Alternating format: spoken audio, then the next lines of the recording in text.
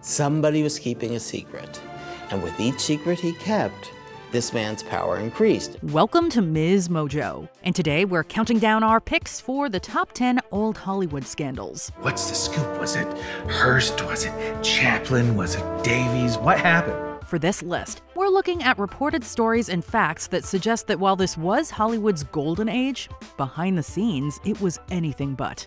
Which old Hollywood scandal have we scandalously omitted? Let us know in the comments. Number 10. The way Tallulah Bankhead lived her life.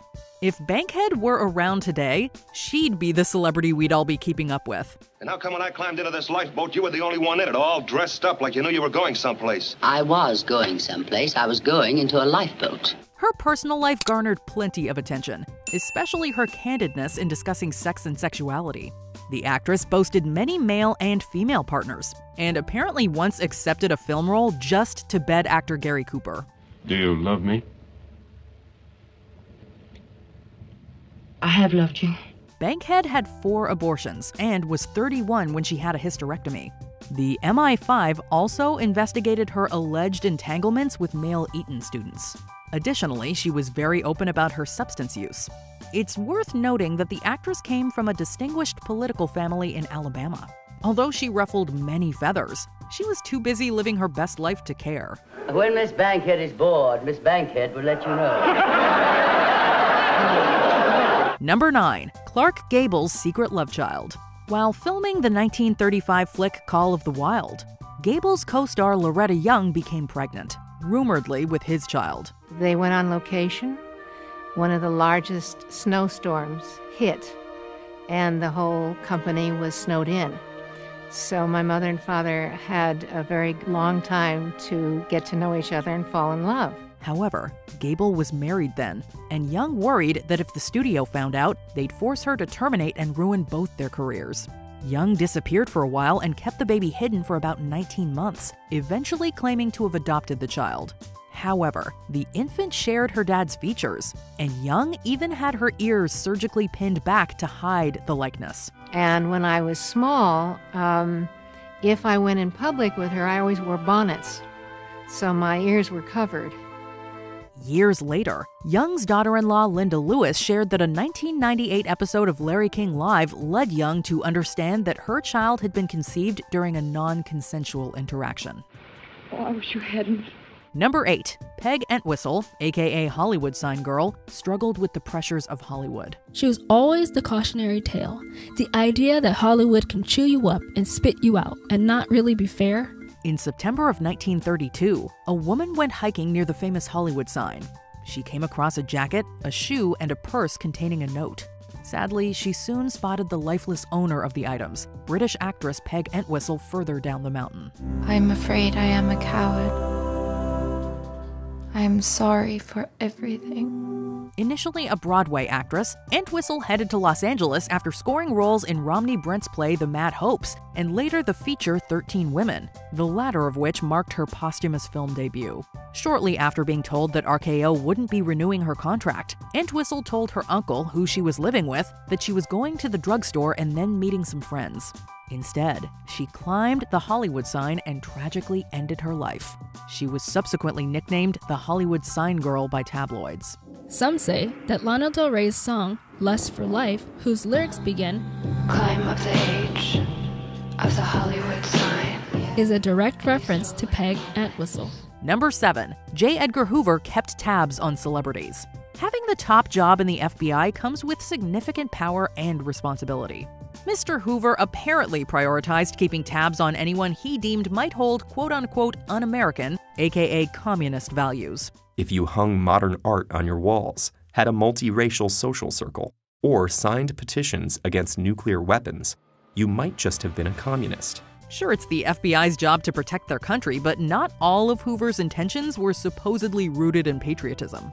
Apparently, he kept personal files on high-profile individuals to use as blackmail. What he was eager to do was let the person in the power position know he knew what they were doing wrong. In some cases, he allegedly even deliberately leaked information.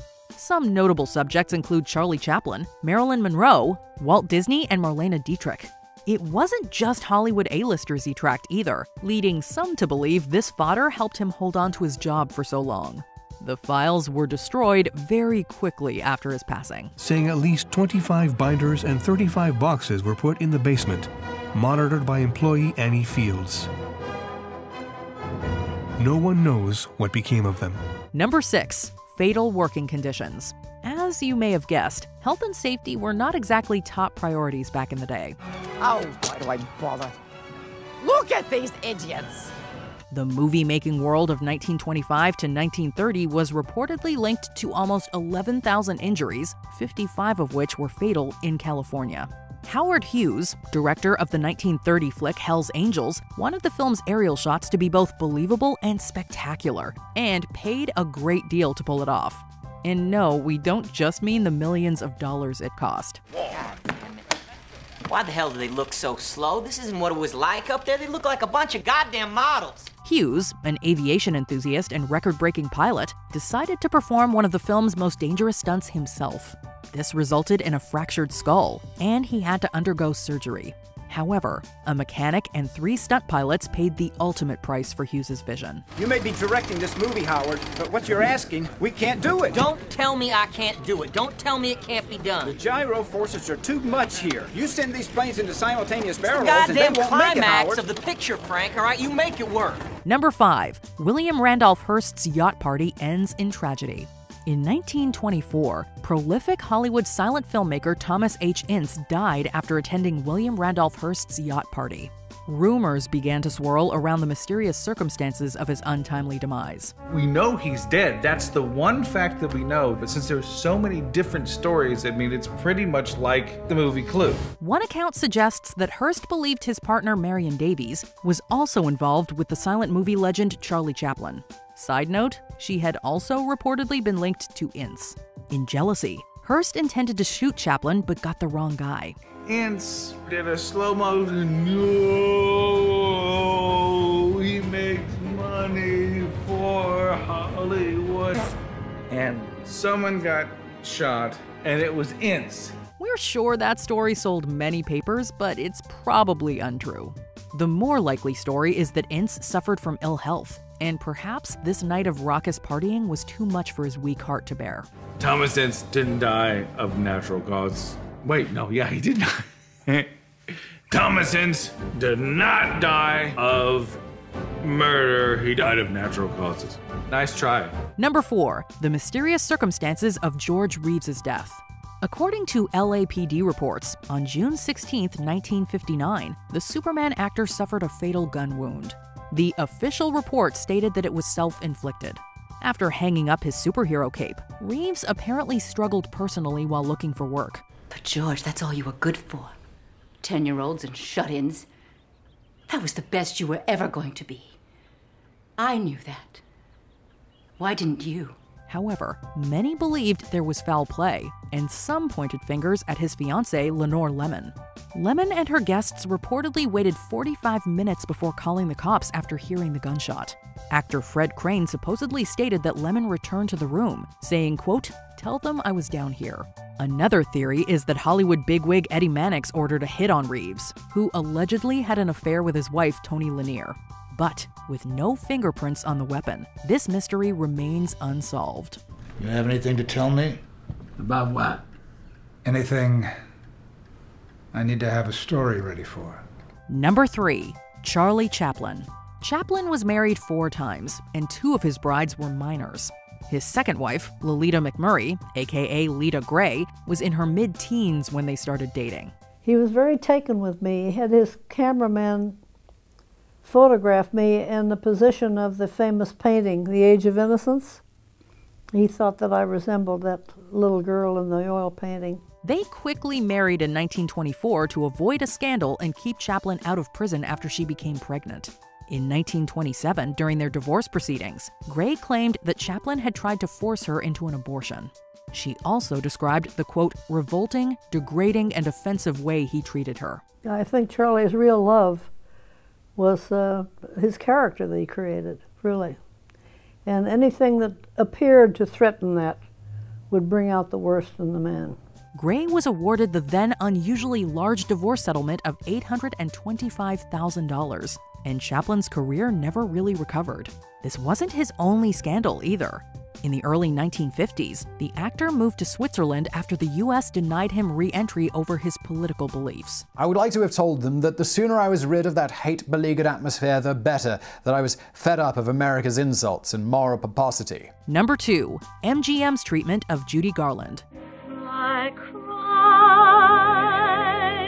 for you. Judy Garland appeared in dozens of movies for MGM. Back then, child labor laws were not really adhered to. Instead, the studio forced her to take pep pills to keep her energized during long shoots.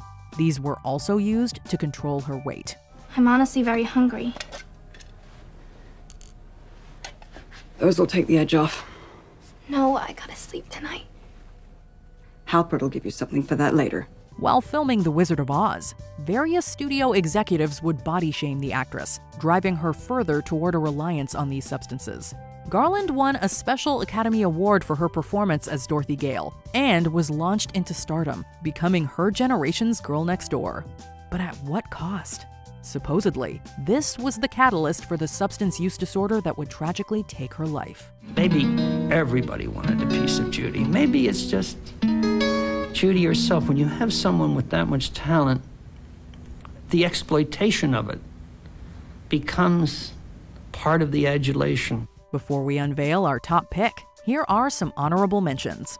The infamous Debbie Reynolds, Eddie Fisher, and Elizabeth Taylor love triangle. How would you feel if your husband and close friend were hooking up behind your back? After she got a new husband and threw him out, we actually had a discussion about it. And that's over 30-some years ago. And now I think, you move on in life. It seems that the men leave and the women stick together. Marilyn Monroe and the Kennedy brothers. It's believed that Monroe was involved with John and Robert Kennedy, but the lack of evidence has raised a few eyebrows. As far as the actual records being removed, you were aware of that from your colleagues? Yeah. Right, this had occurred. Oh, yeah. Anyways, yeah, it did happen. Right. I was there at the time when she died. There were people there that normally wouldn't have been there. You mean bureau people? Yes. Alfred Hitchcock's treatment of Tippi Hedren. The actress believes the movie maker tried to punish her for rejecting his moves on her. He replaced mechanical birds with real ones in that famous attack scene from The Birds. That's not fake blood. She really was pecked in the face by the birds. He told me he'd ruin my career. I said, do what you have to do. I don't care. Child star Jackie Coogan sued his parents for keeping his millions in income for themselves. After legal fees, he was left with $126,000, but his case prompted the California Child Actors Bill. Employers are required to set aside 15% of a minor's earnings into a trust account, or if the parent fails to set up the trust account themselves, to deposit it with the Actors Fund of America, or AFA. Also, under current law, all of the minor's earnings belong to the minor. Walt Disney takes Nazi propaganda creator Leni Riefenstahl on a tour of the Disney lot. He was in the minority of those who didn't boycott her visit, and even showed her Fantasia storyboards. Before we continue, be sure to subscribe to our channel and ring the bell to get notified about our latest videos. You have the option to be notified for occasional videos or all of them. If you're on your phone, make sure you go into your settings and switch on notifications.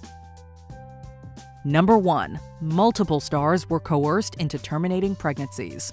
Back in the day, it was almost like an unspoken rule that the birth of a child meant the death of a career. But Deanna, having a child without a father would present a public relations problem for the studio. The aquatic pictures do very nicely for us. Ava Gardner, who terminated 2 pregnancies, wrote in her 1990 autobiography, quote, "MGM had all sorts of penalty clauses about their stars having babies. This procedure was not yet legal to the average American woman, yet film studios readily used them to control their female stars. Or, as one unnamed source put it, quote, abortions were our birth control.